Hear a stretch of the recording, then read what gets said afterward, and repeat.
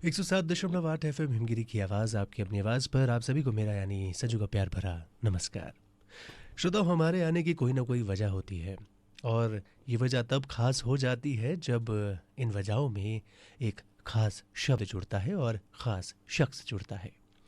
शब्द हमारे साथ आज है किताब और शख्स हमारे साथ है doctor Ritesh Chaudhary, associate professor Himgiri ji university, साथ ही ऑथर हैं 6 बुक्स की जो है ऑथर है, राइटर है। साथ ही एक और ख़ास चीज़ के लिए आज हमारे साथ ये इंटरव्यू पर मौजूद है। सबसे पहले तो हम डॉक्टर साहब आपका स्वागत करते हैं हमारे स्टूडियोज़ में, हमारे इस प्रोग्राम में। बहुत बहुत धन्यवाद संजीव जी।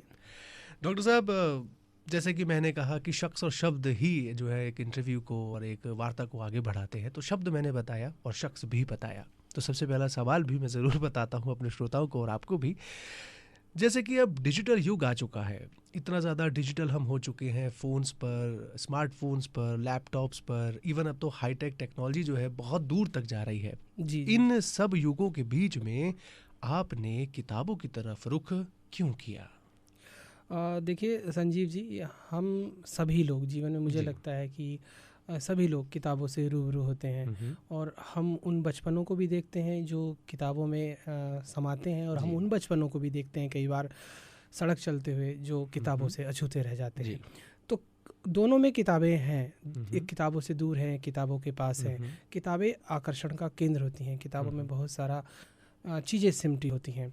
लेकिन जहाँ आपने बात की कि डिजिटल युग में हमने क्यों किताबों की तरफ लौटने की बात की, तो संजीव जी मैं आपसे बताऊं, मैंने एक जगह कहीं सुना था कि प्रेम हो तो कभी तुम उन्हें सिर्फ फूल मत देना, साथ में किताबें भी देना। किताबें जिनके बीच सुरक्षित रखा जा सकता है सूखते फूलों को।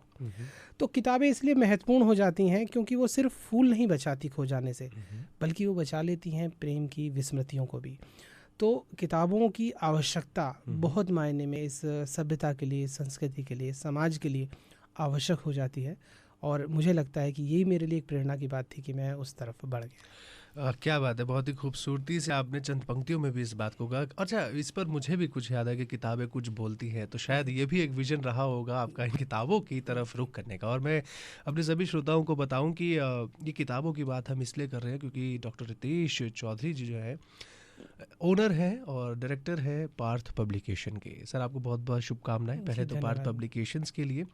तो सभी श्रोताओं को जैसे हमने बताया कि आपका एक पब्लिकेशन हाउस है, तो सबसे पहले तो आप हमारे श्रोताओं को यही बताएं कि ये पार्थ पब्लिकेशन का विजन आपके पास कैसे आया और इसका मिशन क्या है? संजीव जी, बहुत अच्छा प्रश्न है ये आपका कि हम एक पार्थ पब्लिकेशन के तौर पर हम क्या सोचते हैं कि हम किस लक्ष्य को लेकर आगे बढ़ रहे हैं। वर्तमान समय में जो चीज़ें हम किताबों के माध्यम से देखते हैं जो खो रही हैं, वो एक तो बाल साहित्य है और एक लिटरेचर, सामान्य लिटरेचर है। वो हम ये देख रहे हैं कि वो कहीं ना कहीं निचले स्तर पर आता चला जा रहा है। हालांकि लोग अब बहुत सारा कुछ लिखने लगे हैं, वो ट्वीट कर रहे हैं, वो फेसबुक पे लिख रहे हैं, लेकिन उनका एक जगह पर एक कलेक्टिव, जिसे हम कहें कलेक्शन, कहीं एक ऐसा नहीं होता है कि हम उसे लोगों के सामने रख सकें। तो पार्थ पब्लिकेशन का एक बहुत बड़ा विज़न इस बात को लेके है कि हम ऐसे उभरते हुए जो युवा हैं जो अपनी रचनाओं को समाज के सामने रखना चाहते हैं, क्योंकि अभी ठीक है हम डिजिटल हो रहे हैं, लेकिन एक बहुत बड़ा वर्ग अभी भी ऐसा है जो डिजिटल नहीं है। तो हम पार्थ पब्लिकेशन के माध्यम से उन युवाओं को, उन नए उभरते लेखकों को एक मंच देना चाहते हैं। साथ ही साथ जो बाल साहित्य का समाज में अभाव हो रहा है, उस तरफ हम एक कदम बढ़ाना चाहते हैं। क्या बात है, बहुत ही खूबसूरत विजन पार्थ पब्लिकेशन का। लेकिन इस विजन में मुझे एक सवाल और आया याद कि ये पार्थ पब्लिकेशन ही क्यों? कोई और नाम भी आप रख सकते थे, ये पार्थ पब्लिकेशन नाम रखने का क्या विजन रहा? देखिए, वैसे तो शेक्सपियर ने कहा है कि नाम में क्या रखा है, लेकिन नाम हम शायद अपने जीवन से कोई इंस्पायर्ड चीज़ होती है या कोई हमारी प्रिय चीज़ होती है, हम उससे संबंधित अपनी संस्थाओं का, अपनी चीज़ों का नाम रखते हैं। तो मेरे जीवन के लिए एक महत्वपूर्ण पड़ाव था। मेरा एक बेटा जो 7 साल का है, उसी के नाम पे हमने इस पार्थ, हम अपनी पति पत्नी ने इस पब्लिकेशन हाउस की शुरुआत की। तो उसके पीछे विज़न यही था, क्योंकि वो छोटा था तो किताबों को पढ़ता था और अभी भी पढ़ता है, तो उसके लिए हम कई बार ये पाते थे कि जब हम लोगों ने चंदा मामा, चंपक जैसी रचनाएं पढ़ी थी, आज वो नहीं मिल पाती हैं और उसे हमें डिजिटल मंच पर ही लेके जाना पड़ता है। और जब डिजिटल मंच पे होता है तो पैरेलली वो बहुत सारा और कुछ साथ में यूट्यूब वगैरह खोल लेते हैं।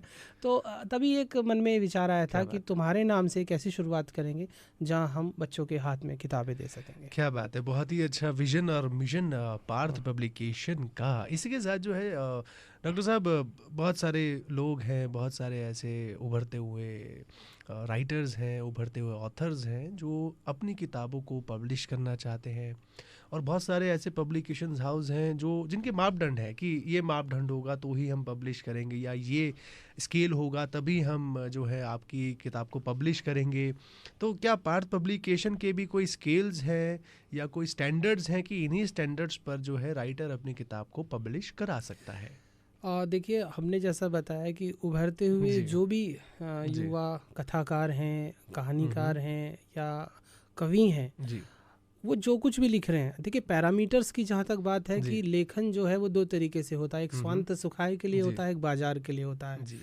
तो जो हमारे पब्लिकेशन हाउस का विज़न है वो बाजार नहीं है। वो अगर अपने मन को संतुष्टि देता है तो निश्चित ही समाज के अन्य वर्ग को भी संतुष्टि देगा। हर किताब का, हर किसी भी वो चीज़ जो समाज में आ रही है उसका एक टारगेट ग्रुप जरूर होता है। तो हमारा जो महत्वपूर्ण पहलू ये है कि हम उस कवि को या उस लेखक को मंच देते हैं, उसके पैरामीटर्स, उसकी रचना ही अपने आप में महत्वपूर्ण है। उनके लिए कोई अलग से पैरामीटर इसलिए नहीं रखा है क्योंकि शायद उसे एक रचना को लिख के, एक रचना को प्रकाशित करके ये हौसला मिलता है कि वो और आगे भी कर सकता है। अच्छा, एक चीज़ और है, हम समाज में हम ये देखिए कि अगर आप अपने मोहल्ले में, अपने पड़ोस में कहीं रहते हैं या अपने जहाँ अपने वर्ग जहाँ हम काम करते हैं वहाँ रहते हैं और हम ये कहते हैं कि मैंने आज फेसबुक पर एक बहुत अच्छी रचना लिखी या मैंने किसी मंच पे एक बहुत अच्छी रचना लिखी, तो उससे शायद हमें उतना वेटेज नहीं मिलता कि हम अगर ये कहते हैं कि मैंने एक किताब लिखी है। तो जब आप एक किताब लिखते हैं तो किताब के सफ़े पलटते हैं तो उनकी जो महक है, जो उनका स्वाद है, वो आपके लिए अपने आप में महत्वपूर्ण हो जाता है। बिल्कुल सही बात है। हर पन्ने के साथ जी पर चटकारे लगते हुए हर पन्ना पलटा जाता है। बहुत ही खूबसूरत जो है विजन है, और जितने भी उभरते हुए लेखक हैं उनसे हम ये गुजारिश करेंगे कि आप अगर अपनी किताब को पब्लिश कराना चाहते हैं, अपनी आत्मसंतुष्ट, क्या शब्द था डॉक्टर साहब वो, आत्मसंतुष्टि के लिए, स्वांत सुखाय के लिए अगर आप अपनी किताब को जो है पब्लिश कराना चाहते हैं तो पार्थ पब्लिकेशन बिल्कुल सटीक और सही डेस्टिनेशन है आपके लिए, बिल्कुल सही जगह है जहां पर आप अपनी रचनाओं को विंग्स दे सकते हैं, यानी उनको उड़ान भरने के लिए तैयार कर सकते हैं। यहीं पर डॉक्टर साहब हमने बात करी कि पब्लिश होंगी, साहित्यकारों की होंगी, उभरते हुए साहित्यकारों की होंगी, एकेडमिशियंस की भी होंगी, लेकिन सबसे बड़ा सवाल ये खड़ा होता है कि ये कैसे होंगी। अब अगर कोई किताब छपवानी हो या पब्लिश करानी हो तो मैं आप तक कैसे पहुंचूंगा? देखिए, आजकल तो बहुत सरल रास्ता है कि आज मुझे लगता है कि जिस प्लेटफॉर्म पे हम बात कर रहे हैं, हमारी आज ये जो आवाज़ है ये बहुत लोगों तक जा रही है। तो निश्चित ही जो भी अपनी पुस्तक को प्रकाशित कराना चाहते हैं वो हिमगिरी जी यूनिवर्सिटी के अपने कम्युनिटी रेडियो, जी यूनिवर्सिटी के कम्युनिटी रेडियो हिमगिरी की आवाज़ में आकर स्टेशन हेड संजीव जी आपसे मुलाकात कर सकते हैं और आपके मार्फत वो बात हम तक पहुँच सकती है। इसके अलावा आप www.parthpublications.com पर जाकर इस विषय में जानकारी हासिल कर सकते हैं। बिल्कुल, और एक बार फिर से बता दूं, www.parthpublications.com पर आप जो है इनकी वेबसाइट विजिट कीजिए, कंटेंट देखिए और अपने कंटेंट को छपवाने के लिए अप्रोच आप वेबसाइट से भी कर सकते हैं। और एक और चीज़ से भी कर सकते हैं, मैं आपको नंबर बताता हूँ, 9936825689। दोबारा बताएं, 9936825689। ये वो नंबर है जिस पर आप कॉल करके पार्थ पब्लिकेशंस के हेड से बात कर सकते हैं, यानी डॉक्टर रितेश चौधरी से। डॉक्टर साहब, काफ़ी किताबों की बात हो रही है, तो जाते जाते जो है एक चीज़ और मैं आपसे जानना चाहूँगा।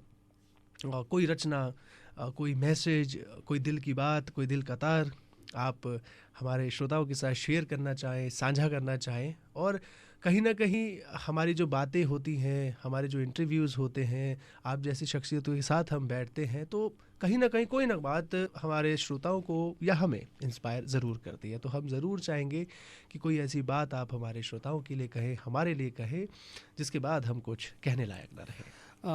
ठीक है, मैं कोशिश करता हूँ ऐसी बातों को कहने के लिए। देखिए, आप तो शब्द के जादूगर हैं, और शब्दों के जादूगरों के सामने बोलने में हमेशा शब्द कम ही पड़ जाते हैं। लेकिन कुछ पंक्तियाँ हैं जो मुझे अच्छी लगती हैं, मैं आपके साथ साझा करता हूँ। तुम्हारे इंतज़ार में जीवन के सारे बसंत एक एक करके ख़त्म हो रहे हैं। जीवन के आखिरी बसंतों में जब कपकपाते हाथों से तुम्हें मैं खोजूं, तो तुम मिलो बिस्तर के सिरहाने पर एक किताब बनकर। ये एक इच्छा है कि आप किताब की दुनिया से, किताबों से जुड़े रहें, और अगर कोई अपना प्रिय या कोई चीज़ जो मिलना चाहती है मुझसे, वो किताब के रूप में हमारे साथ हो, क्योंकि किताबों में दुनिया भर का ज्ञान, विज्ञान सब शामिल है दोस्तों। बस उसे जानने की और समझने की आवश्यकता। बहुत ही खूबसूरत बात। और जाते जाते एक शेर मुझे भी याद आया किताबों पर। अक्सर मैं दानिश मिर्ज़ा का ये शेर चुरा लेता हूँ। चोर बहुत अच्छे हैं हम डॉक्टर साहब। तो उन्होंने लिखा कि कुछ चोर चोरी करने आए, कमबख्त मेरी किताबें चुरा कर ले गए। बेच देते तो अमीर हो जाते, पढ़ ली फ़कीर हो गए। तो इसी नोट पर जो है डॉक्टर साहब, आपको बहुत बहुत ज़्यादा शुक्रिया, धन्यवाद करते हैं कि आप हमारे स्टूडियोज़ तक आए। इतनी अच्छी बात और इतनी सारी जानकारियाँ जो है आपने हमारे श्रोताओं को दी। एक बार फिर से मैं अपने श्रोताओं को बता दूं, पार्थ पब्लिकेशंस की वेबसाइट www.parthpublications.com, और साथ ही आप टेलीफोनिक या व्हाट्सएप पर भी कॉन्टैक्ट कर सकते हैं 9936825689। रिपीट 9936825689। चाहते हैं डॉक्टर साहब आपकी पसंद का कोई भी गीत जो आप चाहते हैं कि हम बजाएं, ज़रूर कोशिश करेंगे उसको लगाने की हम। चलिए, आप किताबें बहुत सी पढ़ी होंगी, तुमने पर सजा दी। चलिए, बाजीगर से ये गीत डॉक्टर साहब की फरमाइश पर एक बार फिर से आपका तहे दिल से शुक्रिया, और उम्मीद करेंगे कि आप लिखी हुई किताबों के साथ साथ ये चेहरे वाली किताब भी पढ़ पाए। शुक्रिया।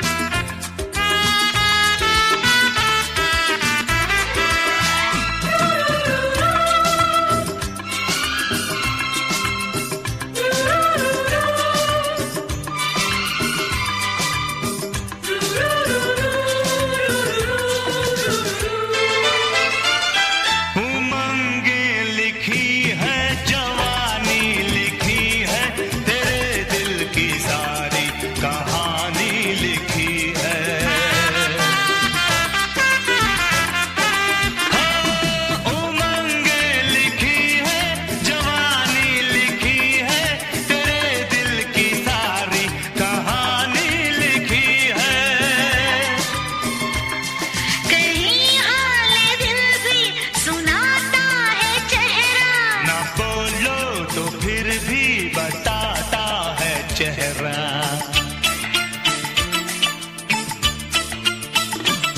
ये चेहरा हकीकत में एक आईना है। पता मेरे चेहरे पे क्या क्या लिखा है। किताबें बहुत सी पढ़ी होंगी तुमने, मगर कोई चेहरा भी तुमने पढ़ा है। पढ़ा है मेरी जान, नजर से पढ़ा है। पता मेरे चेहरे पे क्या क्या लिखा है।